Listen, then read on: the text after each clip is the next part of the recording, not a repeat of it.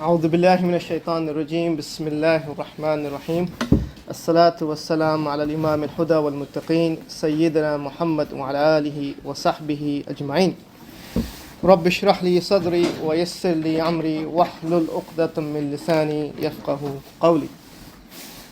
Allah subhanahu wa ta'ala, He says in Surah Al-Waqi'ah, إذا وقعت الواقع ليس لوقعتها كاذبة خافضة رافعة. Allah subhanahu wa ta'ala in Surah Al-Waqi'ah, the reality, as our topic says, a surah that literally means the inevitable event, the reality that will come about. إذا وقعت الواقع. Here Allah subhanahu wa ta'ala is referring to the ultimate reality that we will all face, the ultimate reality of the day of judgment, where you and I will face the consequences of the actions that we have committed in our reality today. إذا وقعت الواقع ليس لوقعتها كاذبة. And on that day, no one can deny the occurrence of this event. No one can say this will not happen. No one can deny its existence. No one can deny the consequences that they will face on that day. خافضة رافعة. On that day, Allah subhanahu wa ta'ala will elevate a few people.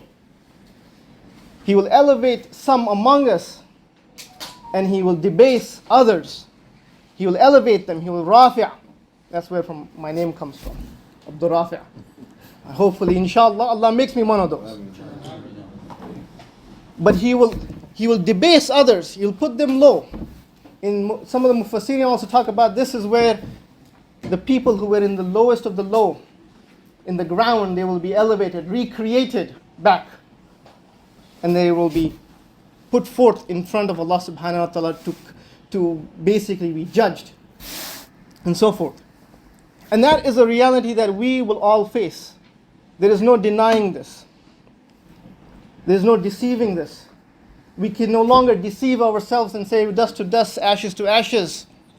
The ones who do deny Allah subhanahu wa ta'ala, the ones who deny the existence of a God, the ones who deny Allah's creation, the ones who deny Islam, they can no longer lie upon the deen, lie upon the consequences of their action. They can no longer deceive themselves and deceive others. Allah subhanahu wa ta'ala in the same surah, He goes on and He describes the reality that will occur on that day of on the day of judgment. He describes it so that we can visualize the scene that will occur, that we will all see. إِذَا رُجَّتِ الْأَرْضُ رَجَّةً وَبُسَّتِ الْجِبَالُ بَسًّا وَكَانَتْ هَبَاءً مُنبَثًّا. That the earth will be shaken violently. Not just like this. It will be shaken violently so that the mountains will be crushed into pieces, into dust particles. We need to visualize these ideas, this scene. Allah subhanahu wa ta'ala in many surahs talks about the situation that will occur on the day of judgment, of the scenes that the people will go through. It is very descriptive so that you and I can visualize this and put ourselves in that position of seeing the... Okay. All right, inshallah. I was told I got to cut everything short now. That's okay. But anyway, so this is the scene. These are the scenes that we all will face. We all will need to imagine what Allah subhanahu wa ta'ala is saying in these ayat. Allah subhanahu wa ta'ala goes on in that same surah and He says, وَكُنْتُمْ أَزْوَاجٌ ثَلَاثَةً فَأَصْحَابُ الْمَيْمَنَةِ مَا أَصْحَابُ الْمَيْمَنَةِ وَأَصْحَابُ الْمَشْأَمَةِ مَا أَصْحَابُ الْمَشْأَمَةِ وَالسَّابِقُونَ السَّابِقُونَ. And on that day, all of us will be divided into three groups. The one who are on the right hand. فَأَصْحَابُ الْمَيْمَنَةِ مَا أَصْحَابُ الْمَيْمَنَةِ. Oh wow, who are these people on the right hand? And there will be people on the left hand who will be in despair, who will attain nothing but hellfire.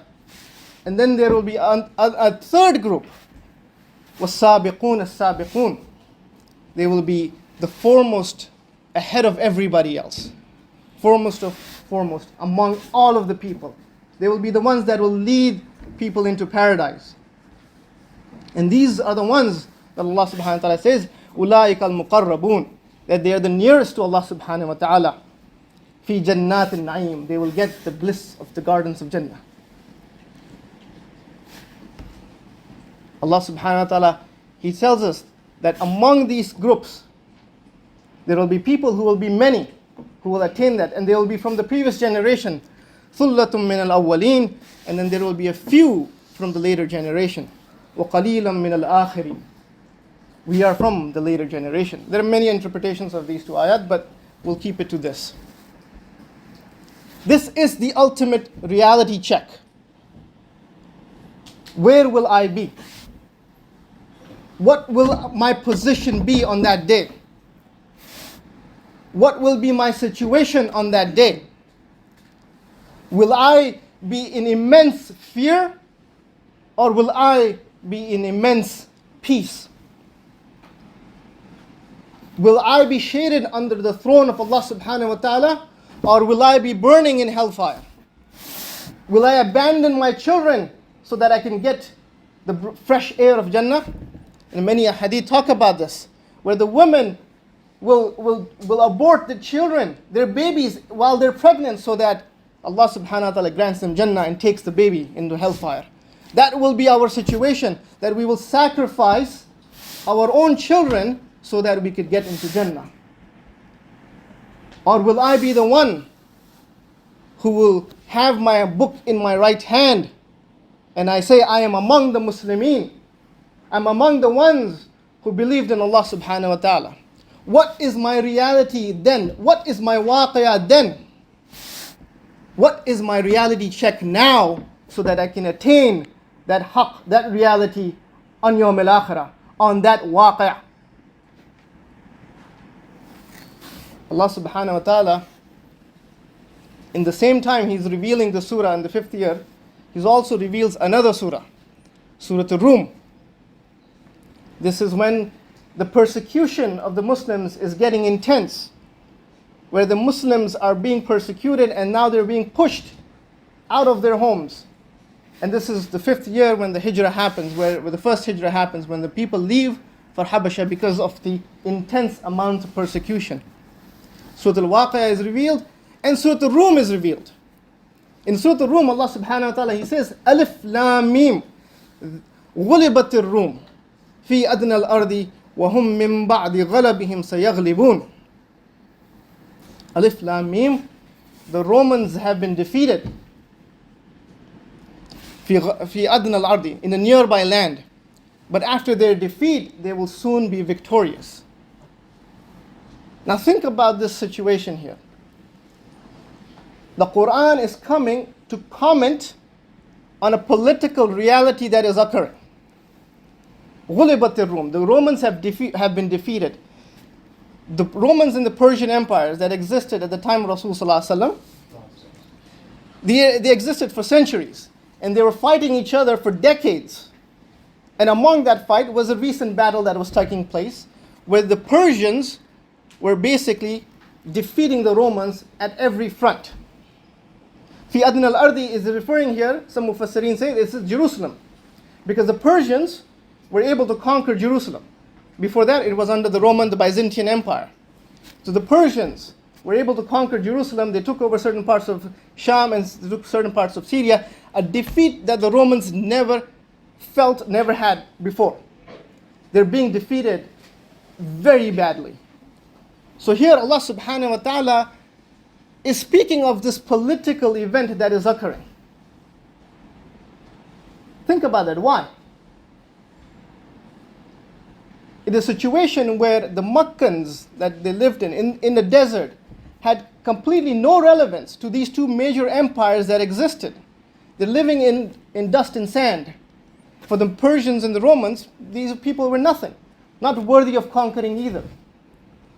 But all of a sudden, the Quraysh are taking a political position against the Muslims, saying that look, the Persians, the pagans, the fire worshippers are defeating the people of the book, people of revelation, people who believe in prophethood. you Muslims, you believe in prophethood, you believe in revelation. We pagans, now we're siding with the pagans of the Persians. This was a conflict occurring within Mecca, of the Muslims now being pressurized on the political events, on the global events that were occurring. So Allah subhanahu wa ta'ala, He makes this comment. He says, yes, the Persians were defeated, but fi bid'i sinin. But Allah subhanahu wa ta'ala, He says in the next ayah, see, fi bid'i sinin lillahi al-amru min qablu wa min ba'd wa yawma idhin yafrahul mu'minun. Sorry? And they will defeat them. Correct. The next ayah says that, look, yes, Allah subhanahu wa ta'ala is acknowledging the reality that occurred. They were defeated in a nearby land. But within bid'i sinin, within 3 to 9 years, the Romans will be victorious again. And the Muslims will rejoice. So what happens here? Abu Bakr goes out and says this in the society, that the Quran is saying, yes, the Persians were defeated, but I'm making a political stand that they will win bid'i sinin, within 3 to 9 years, less than 10 years. This is a conflict. Allah subhanahu wa ta'ala is telling you to take a position. The Sahaba, they do this. They believe in this revelation over the political realities that are occurring. They see the defeat of the Persians, but then they believe in the Quran and they say that, look, they will be defeated, the Persians will be defeated within 3 to 9 years, less than 10 years. Fi bid'i sinin. And at that time, we Muslims will rejoice.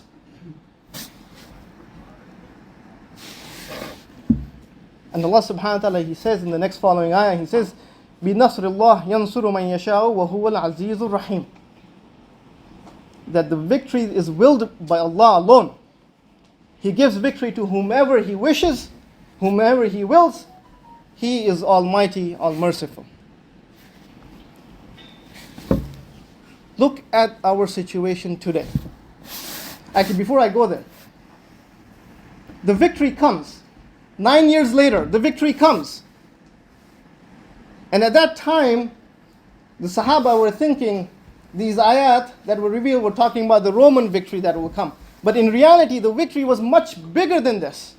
When Allah subhanahu wa ta'ala, He ends that ayah, we're saying, وَيَوْمَ إِذٍ يَفْرَحُ الْمُؤْمِنُونَ. He's talking about the victory of the Muslims on the Battle of Badr. At that time, the Muslims were immensely joyous.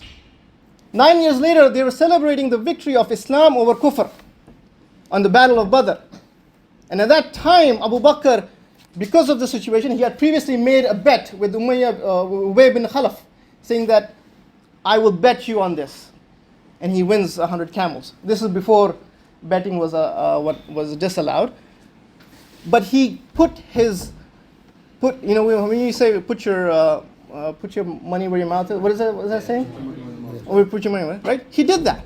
He took a stand. Abu Bakr took a stand against the leaders of the Quraysh and said, I will take a stand on this political reality that Allah subhanahu wa ta'ala will fulfill. And eventually, 9 years later, he wins. Look at our situation now. Global powers, and compare it to the situation at that time. The Quraysh,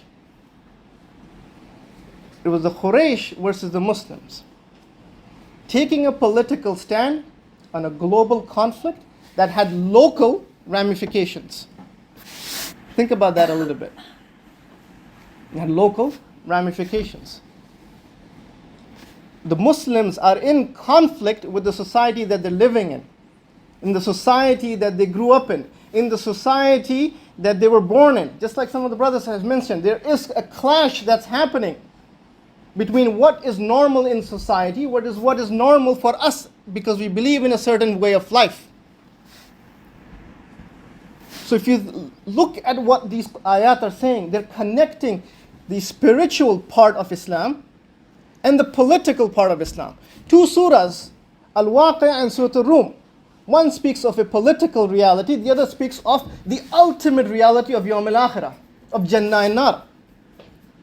For us, this deen is not purely spiritual or purely political. It is a combination of both that work hand in hand. The very definition of your aqidah is political in nature as well as spiritual in nature. When you say La ilaha illallah, you're negating everything other than Allah subhanahu wa ta'ala. You're negating kufr, you're negating the other gods, you're negating other ways of life, you're negating other ideas, other values, other systems, other opinions. You're negating everything except for Allah subhanahu wa ta'ala and what comes from Him. So you're affirming the ideas of Islam, you're affirming the values of Islam, you're affirming the aqidah of Islam, you're affirming the existence of Jannah and Nar, you're affirming that our aqidah is the only aqidah that we need to have yaqeen in. You're affirming that there is a system of life that Allah subhanahu wa ta'ala has given you that's better than the secular democratic systems and whatever else is out there. You are affirming that our leadership as an ummah is way better than the Zionist entity or the atrocities that this country has done over the past several decades. Your aqidah pushes you to believe in this because it is both political and spiritual. And that's what Haytham was saying, that we're not secular. Your values, your ideas, your principles, your way of life is better because it is coming from Allah subhanahu wa ta'ala and nobody else. That is the political stand that the Sahaba are making. They're saying, what you have, O Quraysh, is not worth it. We have something better.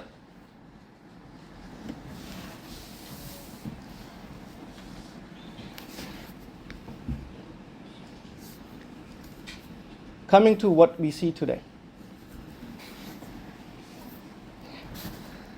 If you want to take more time, go ahead. Coming to what we see today. There is a genocide that is upon us. There is mass murder. There is unhinged brutality. There is oppression everywhere you see. The genocide in Palestine that's happening. The genocide that has occurred against the Rohingya Muslims a few years ago. The genocide that is currently taking against the Uyghur Muslims in China. The genocide that is occurring in Sudan and the Congo. The mass murder and the genocide that took place against the Muslims in Iraq. 1 million people were killed.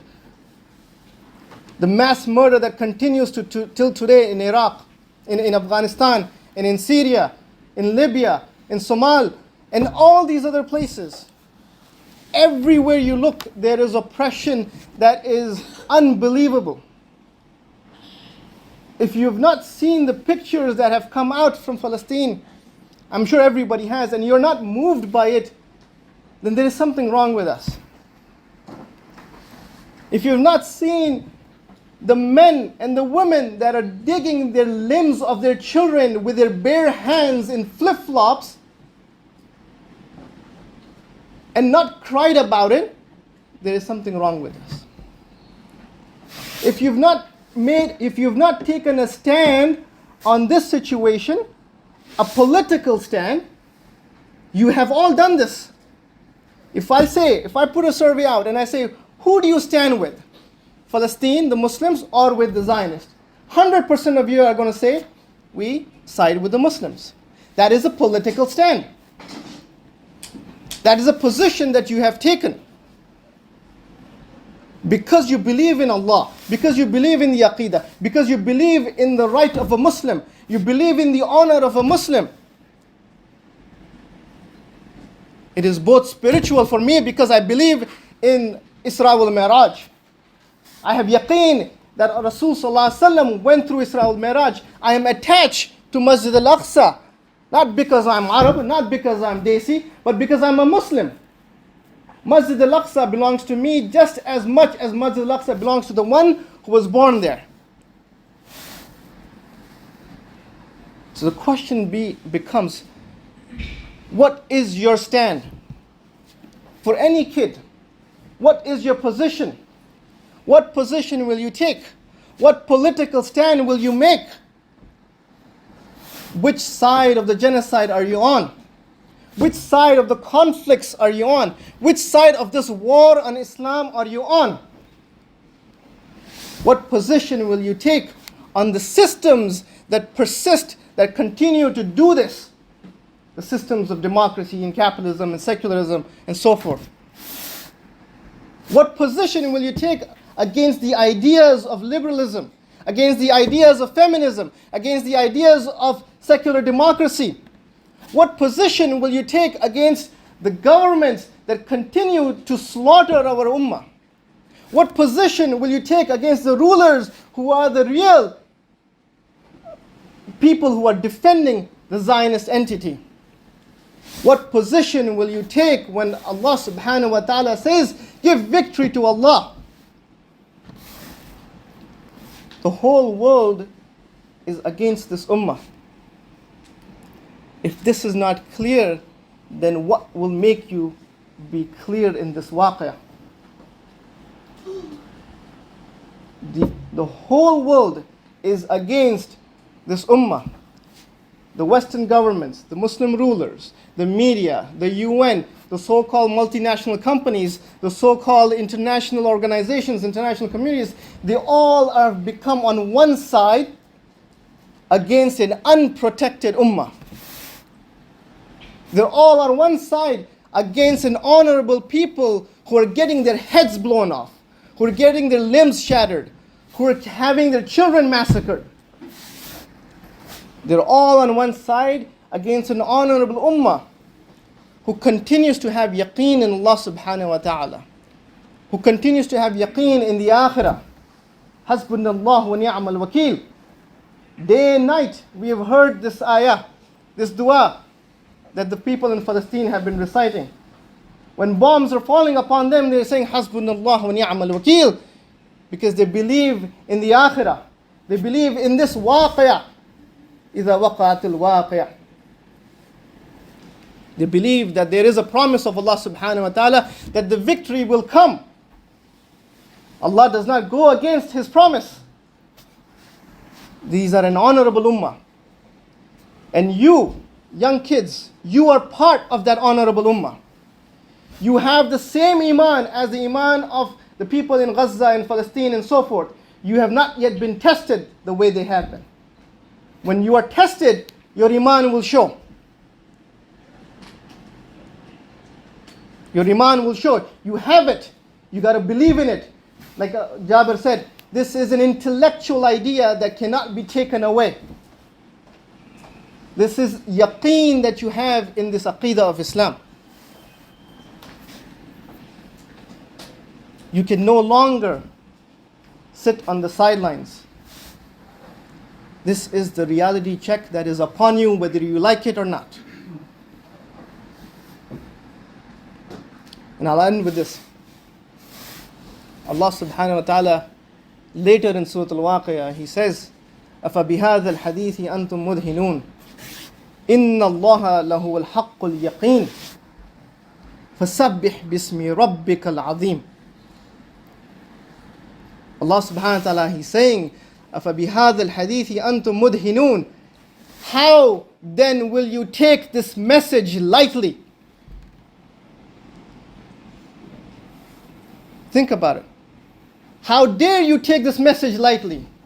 How dare you not do your reality check upon you? Do not connect with Allah subhanahu wa ta'ala. Do not pray for His forgiveness. Do not believe in yaqeen in this deen. How dare you miss Salatul Fajr? How dare you miss your ibadat? How dare you not implement the rule of Allah subhanahu wa ta'ala? How dare you become like the kuffar? How dare you take this message lightly? Inna hadha lahu al-haqqul yaqeen. Indeed, this is the absolute truth. Nothing else is truthful but this deen. فَسَبِّحُ بِاسْمِ رَبِّكَ الْعَظِيمِ. So glorify Allah subhanahu wa ta'ala. Glorify the way He should be glorified. Glorify His name. Glorify His deen. Glorify His sharia. Glorify the implementation of Islam. Glorify the haqq of this deen. Wa akhir ad-da'wana Alhamdulillahi Rabbil Alameen. Wassalamu alaikum wa rahmatullahi wa barakatuh. Allahu Akbar.